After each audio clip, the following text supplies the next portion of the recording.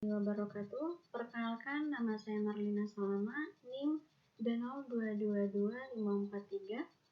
Di sini saya akan mempresentasikan tugas saya. Latar belakang. Hardware atau perangkat keras merupakan sebuah komponen komputer berupa perangkat elektronik yang membangun sebuah komputer. Secara garis besar, perangkat keras penyusun komputer menerapkan prinsip yang disampaikan oleh John von Neumann yang terdiri atas perangkat input, perangkat output, perangkat penyimpanan, dan perangkat pemroses. Hardware sendiri mempunyai sifat yang berbeda dengan software, yaitu dapat dilihat, diraba, dan berbentuk nyata.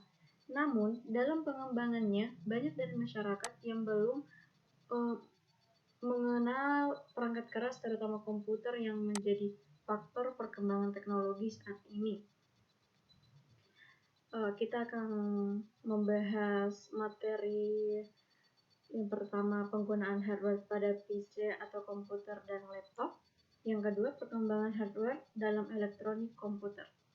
Next. Penjelasan pertama, cara kerja hardware adalah didasarkan pada perintah. Ini disebut juga dengan istilah instruction set. Dengan adanya perintah tersebut, hardware bisa melakukan berbagai kegiatan yang telah ditentukan oleh pemberi perintah. Adapun 3 instruksi dasar untuk menjalankan hardware adalah sebagai berikut. Yang pertama, instruksi dasar input, yaitu instruksi yang bisa memberikan informasi kepada perangkat lunak lainnya menggunakan perantara driver. Dalam hal ini, perangkat lunak tersebut, yaitu sistem operasi, ini terjadi saat user menggunakan hardware. Contohnya, mengetik menggunakan keyboard atau mengklik dengan mouse. Next. Yang kedua, instruksi dasar proses, yaitu instruksi yang berperan untuk penengah antara proses input atau output. Instruksi ini hanya terjadi dalam suatu hardware, bukan sistem komputer secara menyeluruh. Yang ketiga, instruksi dasar output, yaitu instruksi yang terjadi saat ada perintah untuk menggunakan hardware tersebut dari pengguna. Next. Cara kerja hardware pada PC. Hardware dapat bekerja berdasarkan perintah yang telah ditentukan ada apanya, atau yang juga disebut dengan istilah instruction set. Dengan adanya perintah yang dapat dimengerti oleh hardware tersebut, maka hardware tersebut dapat melakukan berbagai kegiatan yang telah ditentukan oleh pemberi perintah. Next, penjelasan kedua.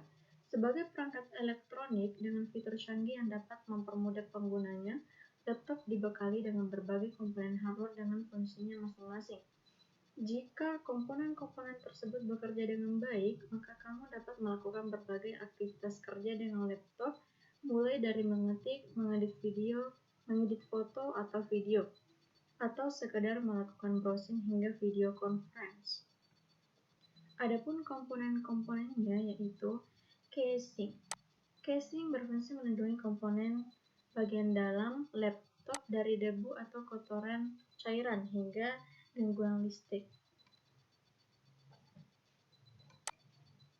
2 keyboard dapat digunakan untuk mengetik dan bermain game.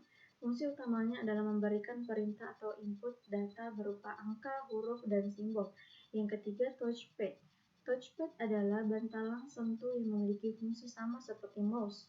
Dengan touchpad, kamu dapat memberikan perintah atau input untuk menggerakkan pointer pada layar LCD. Yang keempat, ada motherboard. Motherboard merupakan komponen penting tempat berbagai komponen hardware laptop lainnya terpasang. Dapat dikatakan motherboard ini merupakan papan induk yang menjadi pusat pengendali dan pengatur kerja semua komponen. Yang kelima, ada RAM. Hardware laptop selanjutnya adalah RAM atau Random Access Memory dan hard disk. Keduanya berfungsi sebagai tempat penyimpanan data. Perbedaannya adalah pada waktu penyimpanannya.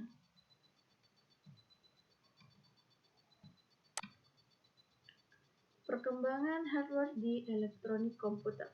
Perkembangan hardware merupakan Perkembangan hardware komputer semakin cepat dari yang sederhana sampai ke hardware yang paling kompleks. Namun dilihat dari sejarahnya, perkembangan komputer diawali oleh kebutuhan manusia untuk melakukan pemrosesan data secara lebih mudah. Walaupun prinsip itu tetap berlaku, namun akhir-akhir ini kelihatannya perkembangan hardware komputerlah yang mampu menciptakan kebutuhan dan peluang baru.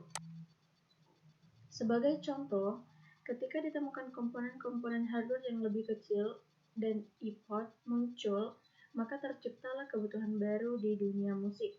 Hal ini juga mampu merubah kondisi industri musik itu sendiri. Perkembangan hardware komputer itu sendiri adalah sebuah evolusi dari berbagai alat pengolahan data.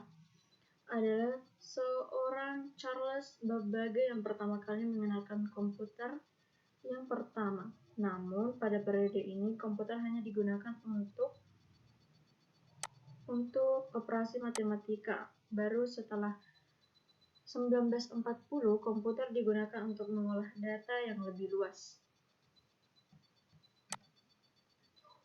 Baik, kesimpulan dari pembahasan kali ini, dari perkembangan hardware tersebut, dapat diartikan bahwa hardware komputer bergerak ke arah yang lebih kecil, mobile, kapasitas penyimpanan besar, handal dalam pemrosesan data, serta perangkat output dan input yang memungkinkan manusia dapat berinteraksi dengan mudah dengan komputer. Baik, itulah tadi pemaparan materi dari saya. Kurang dan lebihnya mohon dimaafkan. Wabillahi taufiq wal hidayah. Wassalamualaikum warahmatullahi wabarakatuh. Terima kasih.